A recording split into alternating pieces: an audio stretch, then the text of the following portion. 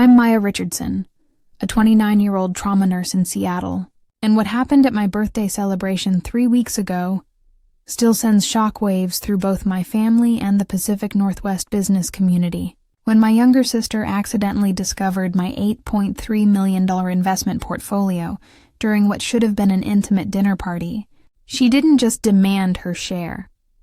She orchestrated a public humiliation that backfired in the most spectacular way imaginable.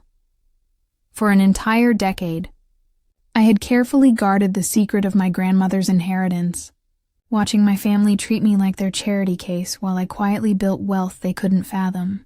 My sister Victoria, the self-proclaimed family success story with her marketing consultancy, had spent years offering me opportunities that were really just thinly veiled insults wrapped in false generosity.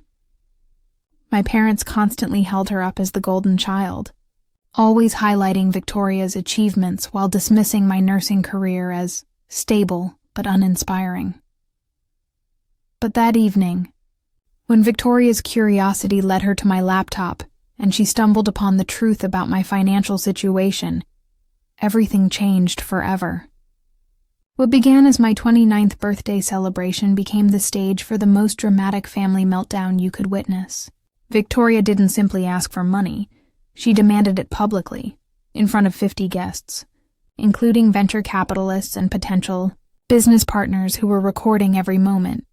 She had no idea that my grandmother's meticulously crafted will contained specific behavioral clauses designed to protect me from exactly this scenario.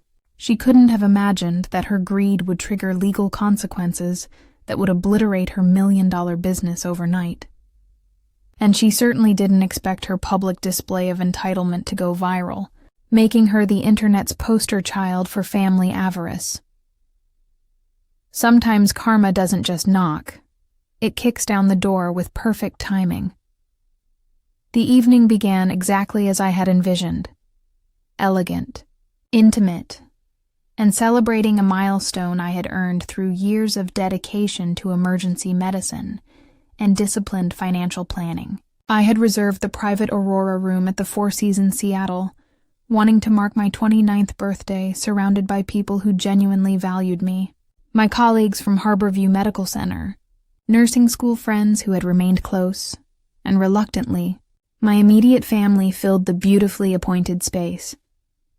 Victoria arrived 35 minutes late, making her signature entrance that immediately redirected attention from my celebration to her latest business conquest. At 26, she had built Richardson marketing strategies into what she constantly reminded everyone was a 7-figure enterprise. Her designer ensemble, perfectly styled blonde hair, and the commanding way she owned every room had always been her trademark. Tonight proved no different. "Apologies for the delay, Maya," she announced, her voice projecting across the room as she offered me an air kiss. "Crisis management call with a Fortune 500 client. You understand how it is when you're handling multi-million-dollar accounts." She paused deliberately, scanning the room with calculated precision. "Actually, I brought my presentation tablet. Perfect timing with Dr. Peterson here. We could discuss that healthcare marketing contract I mentioned." My mother immediately gravitated toward Victoria like iron to a magnet, her face illuminating with the kind of pride she had never displayed for my medical achievements. "Everyone! Victoria just secured another major pharmaceutical client," Mom announced to the captivated room. "Tell them about the campaign budget, darling." I observed this familiar choreography unfold, experiencing the usual mixture of resignation and quiet amusement. They remained completely unaware that their struggling nurse had been methodically building wealth for a decade. While Victoria invested her earnings in status symbols and expensive office leases, I had been following my grandmother's investment philosophy, transforming $3 million into $8.3 million through careful diversification and strategic reinvestment in healthcare technology stocks. Dr. Peterson, my department supervisor, caught my eye and raised his eyebrows knowingly. He was aware of my recent offer to become chief of emergency nursing, The promotion I hadn't mentioned to my family because every conversation inevitably became about Victoria's accomplishments. He also knew about my consulting work with medical device companies, helping them understand real-world healthcare applications from a practitioner's perspective. Maya has been at the same hospital for 7 years, my father was explaining to a group of my college friends. Same role, same routine. She's very dependable. The word hung in the air like a backhanded compliment. Dependable, predictable, safe, all. The descriptors they used for someone they believed lacked ambition or vision. Victoria had commandeered the head table, transforming my birthday dinner into her professional showcase. This quarter alone, we've generated $1.6 million in new business, she was announcing to anyone within earshot. Next fiscal year, we're projecting triple growth. Success requires understanding market dynamics and taking calculated risks. The irony was profound. While she lectured about understanding success, she remained completely oblivious that her unsuccessful older sister had already achieved financial independence that dwarfed her accomplishments. But I had learned patience from Grandma Rose, who had spent her final months teaching me that authentic wealth encompasses character, integrity, and knowing precisely when to reveal your strength. As I watched Victoria work the room, converting my birthday celebration into her networking event, I had no idea that her compulsive need for attention was about to expose secrets that would fundamentally alter our family dynamics. Sometimes the very traits people believe make them superior become exactly what destroys them. The foundation of their assumptions was about to crumble completely. The moment that changed everything began so casually that I almost missed its significance entirely. Victoria had been commanding attention for nearly an hour, her impromptu presentation drawing a polite crowd of intrigued guests. I was discussing new cardiac protocols with my nursing supervisor, Dr. Lisa Chen, when Victoria's voice suddenly pierced our conversation with an edge I rarely heard. "Maya, I need your laptop for just a moment," she called out, already approaching where I had placed my bag near the coat check. "Mine's in my car, and I want to show Mr. Davidson these quarterly projections. It'll only take a second." Mr. Davidson was Seattle's most influential venture capitalist, attending as my college roommate's guest, but Victoria had clearly identified him as prime networking territory. I should have refused. I should have insisted she retrieve her own device. Instead, I made the critical error that would unravel 10 years of careful secrecy. "Sure, just be careful," I said, returning to my conversation with Dr. Chen about my research on trauma patient recovery optimization, work that had been published in 3 medical journals, but which my family had never bothered to acknowledge. I monitored peripherally as Victoria opened my laptop with the confidence of someone who had never encountered a boundary she respected. Her manicured fingers danced across the keyboard as she navigated to her cloud storage, completely comfortable invading my digital privacy. This epitomized Victoria's approach. She appropriated what she needed when she needed it, assuming everyone existed to facilitate her success. "Healthcare sector analysis shows unprecedented growth opportunities," she was explaining to Mr. Davidson, who was taking notes on his phone. "My research indicates particularly strong potential in digital health solutions."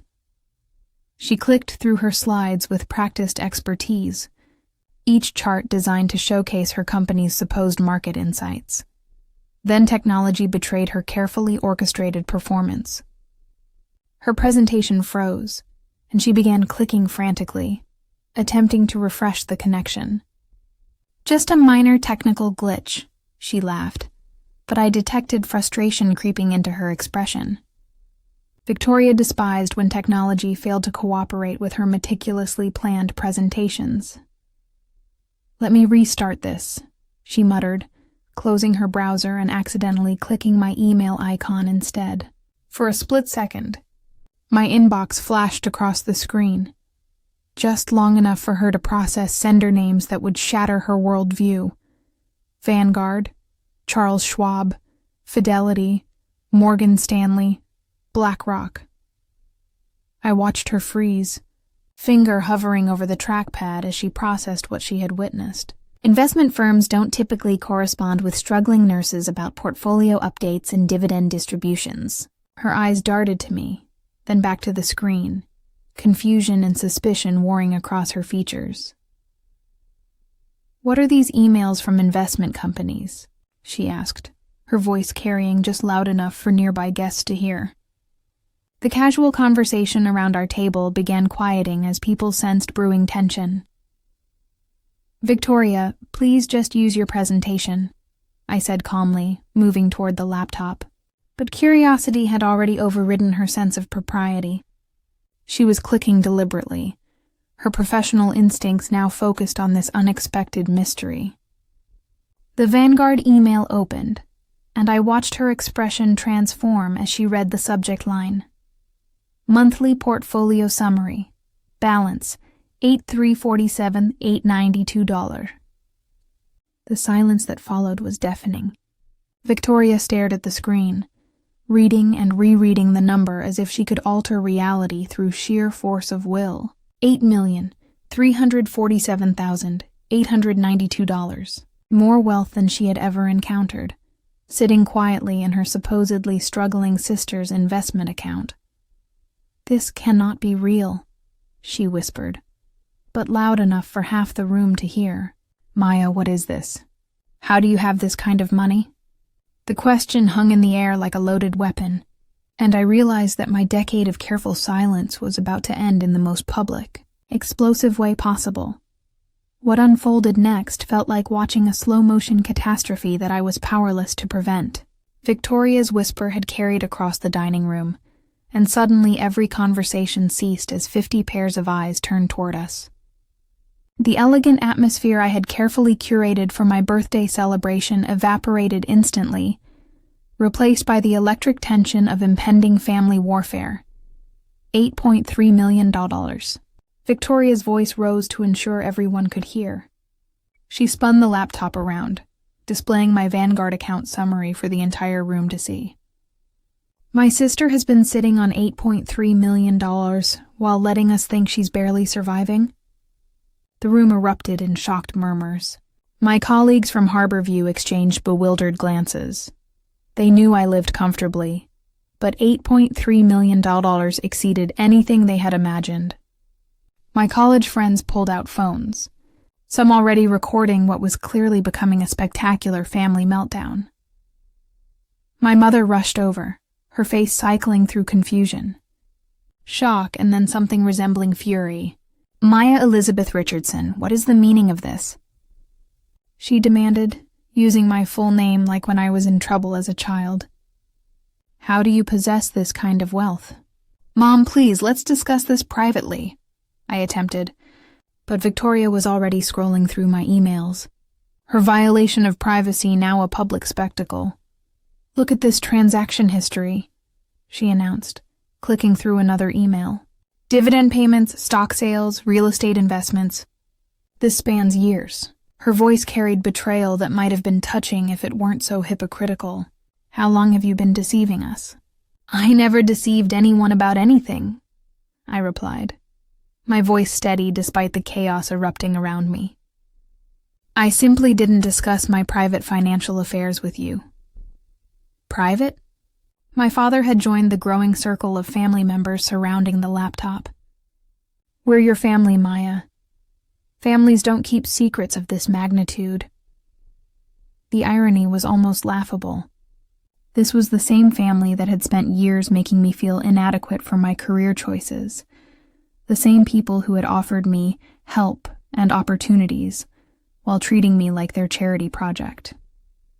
Now they were outraged that I hadn't shared my financial success with them. Victoria continued scrolling, her invasion of privacy becoming increasingly brazen. "Biotech stocks, healthcare startups, real estate partnerships," she read aloud, her voice getting shriller with each discovery. "Maya, you've been playing us for complete fools." "I've been living my life," I replied, reaching for the laptop. "Now please close that and return it." "Absolutely not." Victoria jerked the laptop away from me. "Everyone needs to witness this." Everyone needs to understand what kind of person Maya Richardson truly is.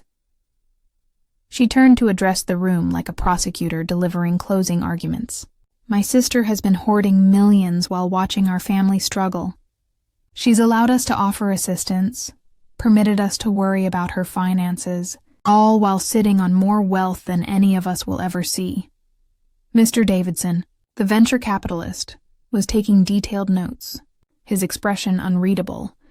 Dr. Chen looked horrified, not by my wealth, but by my family's public humiliation tactics. My college friends were openly filming now, recognizing they were witnessing something destined for social media. When exactly did our family struggle? I asked, my patience finally wearing thin.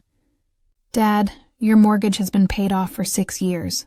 Mom, you take 3 international vacations annually. Victoria, you drive a Tesla and live in a downtown penthouse. When precisely did any of you struggle? But Victoria wasn't listening. She was already calculating her next move, and I could see the avarice in her eyes. This wasn't about hurt feelings anymore. This was about money, and Victoria had never encountered a financial opportunity she wouldn't exploit to her maximum advantage.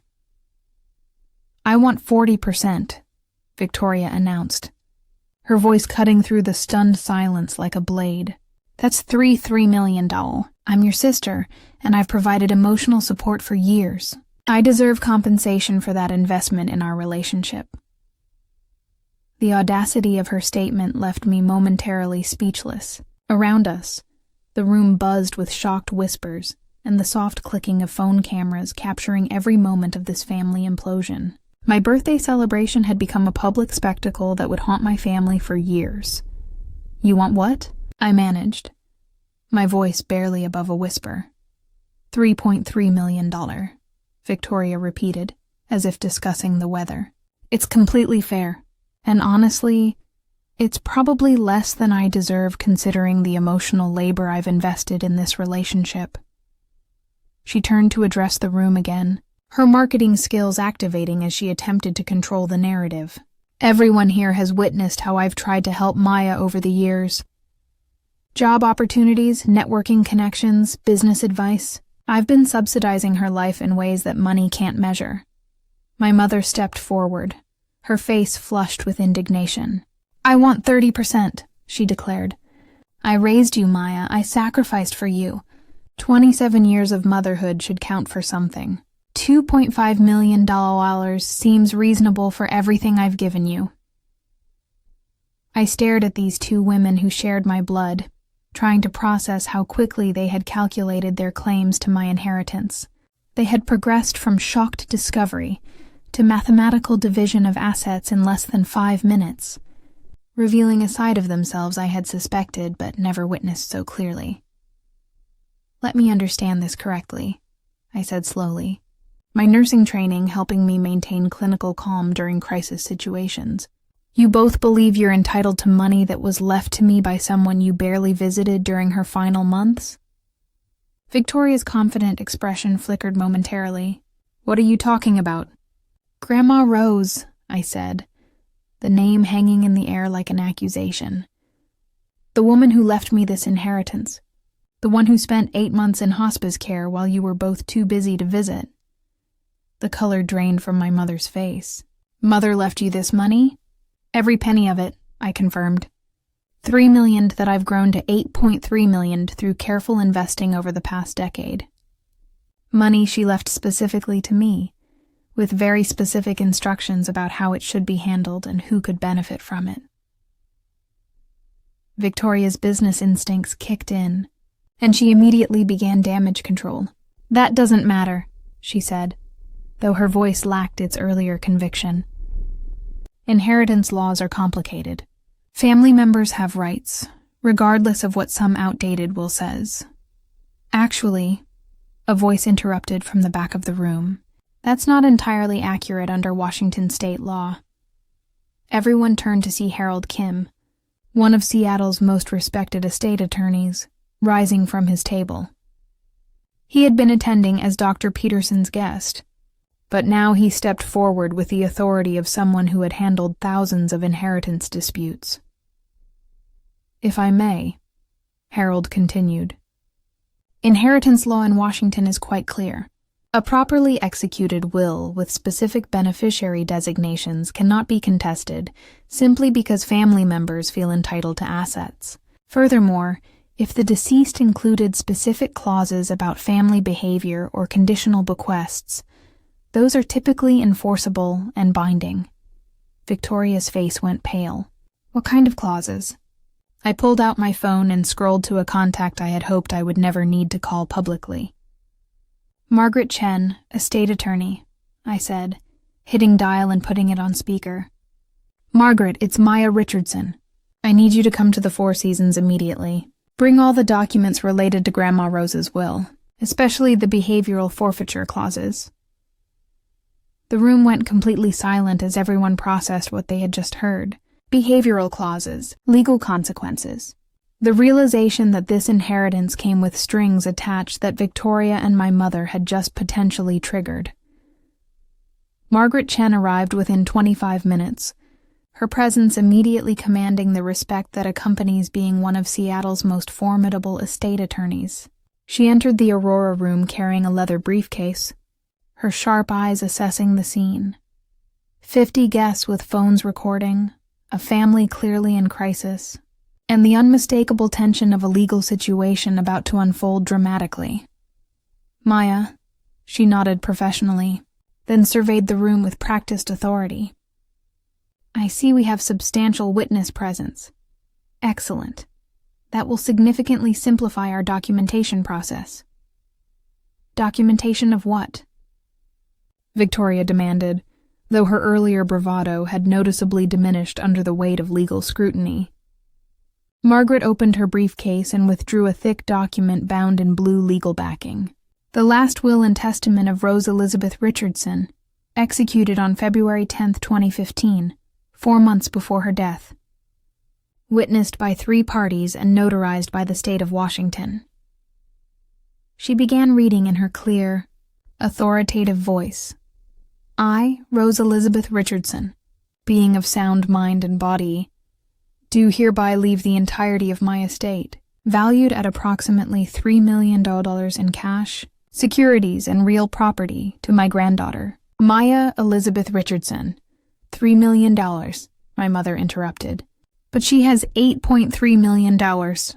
Ms. Richardson invested wisely, Margaret replied coolly. The original $3 million became $8.3 million through her own financial acumen and strategic healthcare sector investments. Now, may I continue with the relevant sections? The room fell silent as Margaret flipped to a marked page. There are, however, specific conditions attached to this bequest. First, Maya must maintain privacy regarding this inheritance for a period of 10 years.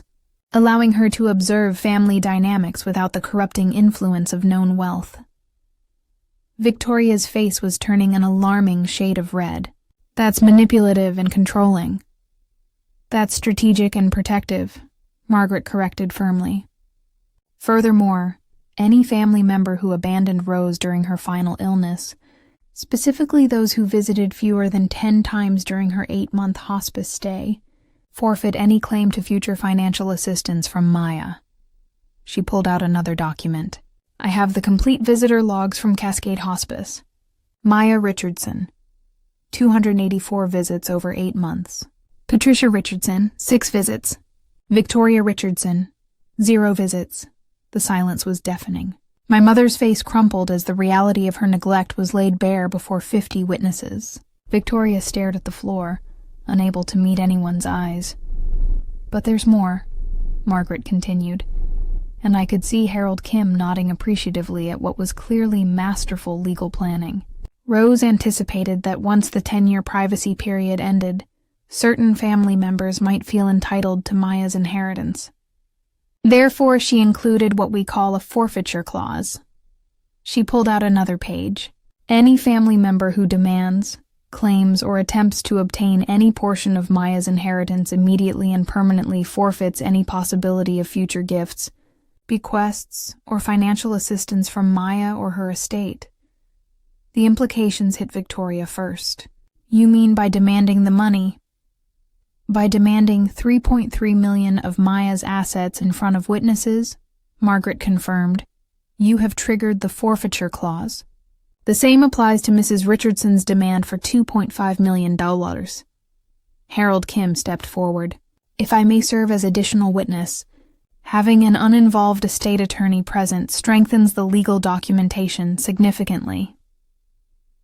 As Margaret began formal documentation on her tablet, Victoria's phone started ringing. She looked at the screen and went pale. "It's my biggest client," she whispered. "You should answer that," I said quietly, though I suspect they may have seen the videos already circulating on social media. Victoria stepped away to take the call, and we could hear her desperate side of the conversation. "What do you mean you're withdrawing?"